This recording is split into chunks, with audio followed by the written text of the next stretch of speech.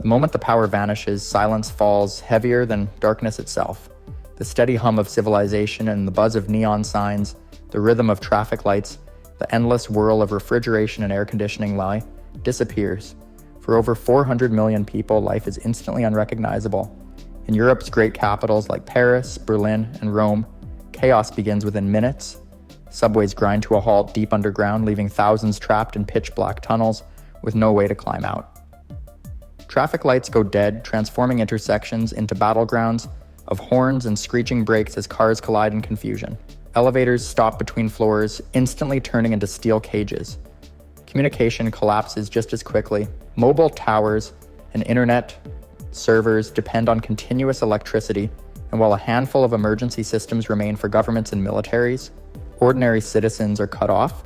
Social media, news updates, and emergency numbers all vanish. People discover for the first time in generations what it means to be truly isolated, unable to reach family or even know what has happened beyond their street.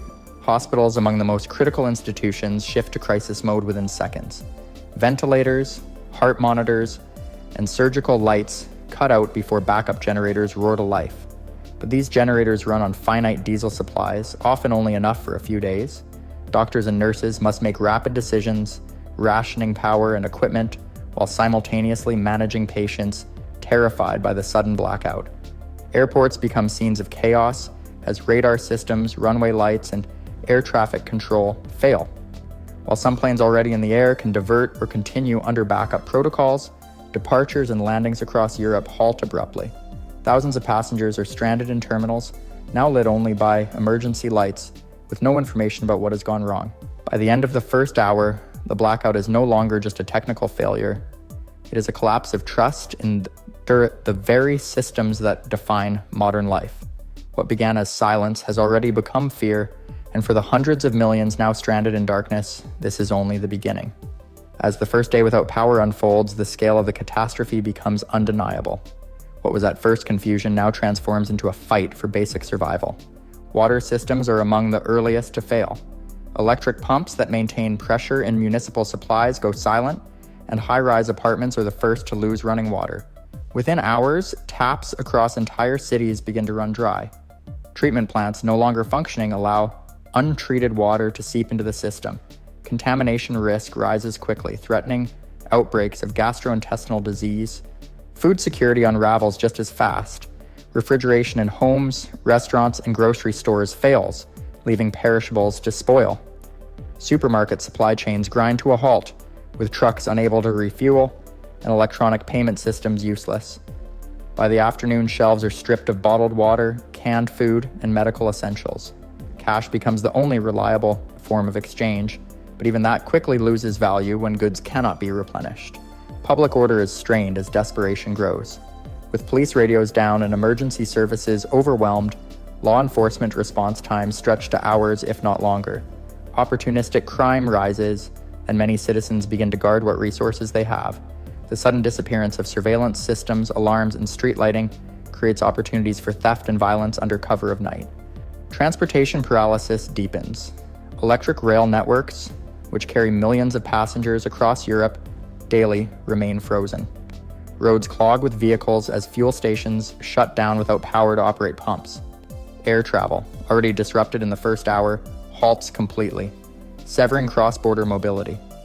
What was once a connected continent fractures into isolated pockets, with movement restricted to those who can walk or cycle. Healthcare faces mounting pressure. Backup generators, though still running, must be rationed to the most critical areas, such as intensive care units and emergency wards. Non-urgent treatments are canceled outright. Pharmacies cannot restock, and hospitals begin running low on vital supplies such as insulin, antibiotics, and blood for transfusions. Patients requiring continuous care outside hospitals, such as those dependent on home dialysis or oxygen machines, are left in life-threatening conditions. As night falls, a darkness not seen in centuries cloaks Europe. With no streetlights, no house lights, and no glow of cities on the horizon, the continent sinks into an unsettling silence. Fires, candles, and flashlights become the only sources of illumination. For many, fear of the dark becomes very real, as communities brace themselves for an uncertain second day. By the end of 24 hours, Europe is no longer functioning as a modern society. The systems that underpin daily life, water, food, healthcare, transportation, and security, are cracking apart. For the hundreds of millions living through it, the first day has already become the longest day of their lives. By the third day without power, Europe has crossed into a true survival crisis. What began as confusion and disruption has now escalated into widespread desperation. Water scarcity becomes the most immediate and deadly threat, with municipal pumps still offline. Reservoirs and household storage are drained. People turn to rivers, ponds, and fountains, but without treatment plants operating. These sources carry dangerous pathogens. Diseases like cholera and dysentery, which modern Europe had nearly eliminated, threaten to return in force. Dehydration alone begins to claim lives, particularly among children, the elderly, and those with existing health conditions. Food shortages worsen dramatically. Supermarkets and warehouses have already been emptied, and without refrigeration, remaining supplies rot. Rural communities may still access farms and stored grains, but transporting food into cities is nearly impossible. Fuel pumps remain useless, and trucks sit idle, leaving millions of urban residents stranded without reliable access to nutrition. Malnutrition begins to set in, especially for those unable to secure high-calorie foods. Social cohesion frays under the weight of scarcity. While some neighborhoods form local networks to share resources, others collapse into conflict. In larger cities, organized gangs take advantage of the absence of law enforcement, controlling access to food and water. Rural communities, once seen as safe havens, grow suspicious of outsiders as waves of urban refugees begin to arrive. Small towns and villages, with their limited supplies, cannot handle the sudden influx, creating flashpoints of tension. Governments and emergency authorities struggle to assert control. Without mass communication systems, even simple instructions cannot reliably reach the public. Radios, once a fallback in emergencies, are silent without electricity to transmit or recharge batteries. Military forces, though capable of limited operations on backup systems, cannot enforce order across an entire continent. Declaring martial law may be possible, but enforcing it is not. Infrastructure risks compound the crisis. Oil refineries, chemical plants, and industrial facilities were designed with power-dependent safety systems. As emergency generators burn through fuel reserves, these sites require constant manual oversight to prevent accidents. Meanwhile, nuclear power stations, though built with multiple redundant safeguards, still demand steady cooling for their reactor cores. Engineers work tirelessly with backup systems and improvised methods, but the longer the blackout persists, the greater the danger of a regional nuclear incident. By the 72-hour mark, survival is no longer just about enduring inconvenience. It is about facing a continent-wide collapse of health, food, security, and governance. For the first time in modern history, millions of Europeans experience life without the foundation of electricity, and the fragile balance of modern civilization is on the edge of breaking. After 1 week without electricity, Europe no longer resembles the modern world.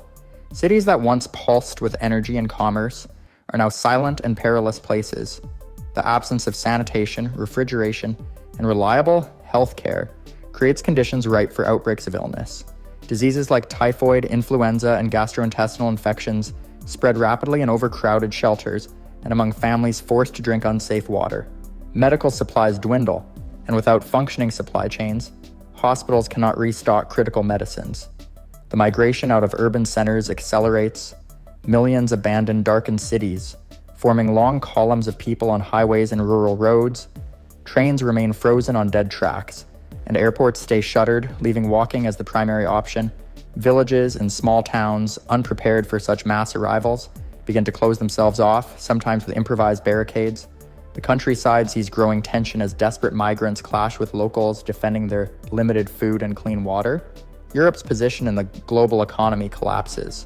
Seaports, normally responsible for handling millions of containers each week, lie idle with cranes frozen in place.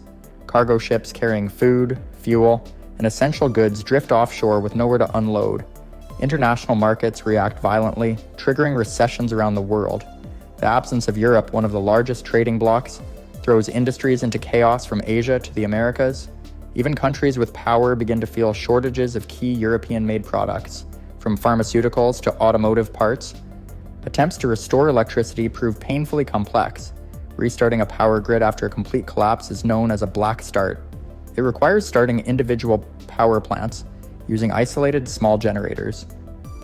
then carefully linking them together. Normally, countries depend on neighboring grids to supply this initial kickstart. But with all of Europe dark, no such assistance exists. Engineers must attempt to bring power stations online, one by one, creating isolated islands of electricity. This is a task that demands coordination, but communication networks remain mostly down, making synchronization a monumental challenge. Meanwhile, the cultural impact begins to surface. In the absence of television, internet, and most radio, people return to older forms of interaction. Storytelling, handwritten notes, and physical community gatherings become the primary means of sharing information. Libraries, often overlooked in the digital age, become gathering points as people seek knowledge on survival, agriculture, and medicine. The pace of life slows dramatically, with daylight hours dictating all activity. For the first time in centuries, European life resembles something closer to the pre-industrial age. By the end of the first week, survival is no longer just about waiting for the power to come back. For many, it has become about adapting to a world where the return of electricity is not guaranteed. Europe stands on the edge of a new era, one where modern conveniences are gone, and the continent must relearn how to live without the very system that once defined it. As weeks turn into months, the blackout reshapes Europe in profound ways. Survival depends on adaptability, resourcefulness, and community cooperation. Families who relied heavily on digital conveniences struggle the most, while those with access to traditional skills, such as farming, carpentry, and basic medical care, find themselves in positions of strength. Rural areas, though strained by refugees, often fare better than major cities as they still retain some ability to grow food and access clean water. Governments across Europe attempt to reestablish order, but without a functioning power grid, their ability to govern is fractured. Emergency assemblies are held in local town halls, often lit by candles or improvised lamps, as leaders try to communicate with scattered populations.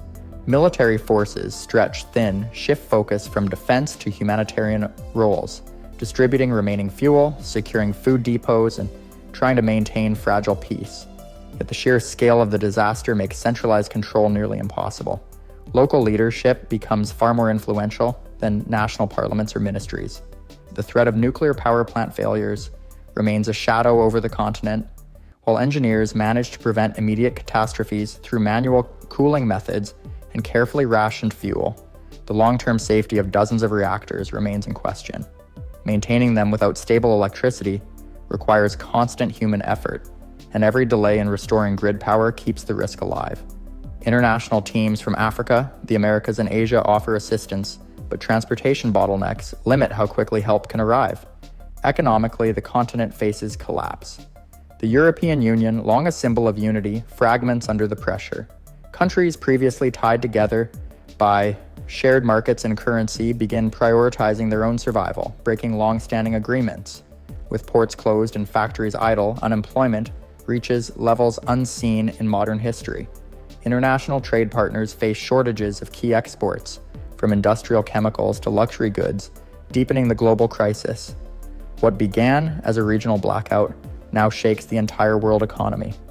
On the cultural front, the absence of electricity transforms daily life. Nights are dominated by darkness, forcing people back into rhythms dictated by sunrise and sunset. Cities once alive with nightlife and constant motion become hushed and still after dusk. Communities rely on bartering systems, exchanging skills, food, and tools in place of collapsed financial networks. Schools, when they manage to reopen, use chalkboards and paper instead of computers, teaching survival skills alongside traditional lessons. Gradually, small successes emerge. A handful of engineers manage to restart isolated hydroelectric plants in mountainous regions, providing faint glimmers of light in nearby towns. These islands of power become lifelines, drawing displaced families and becoming centers of rebuilding. But progress is slow. And for much of the continent, electricity remains a distant dream. For millions, the blackout defines a generational shift, one that forces people to reconsider what progress means when the most advanced systems can fail so completely. The final question lingers. Could Europe recover fully from such a catastrophe? History shows resilience in the face of disaster, from wars to pandemics, but the timescale is uncertain. Some experts suggest that with coordinated international aid and functioning infrastructure, a full restoration might take months, Others warn it could take years before Europe regains anything resembling its former technological society. What is certain is that the blackout leaves a permanent scar. It reveals just how fragile the foundation of modern life truly is. Europe, once a beacon of progress and connection, now serves as a stark reminder that civilization rests on a fragile grid of wires and circuits. When that grid fails, so too does the world we thought unshakable.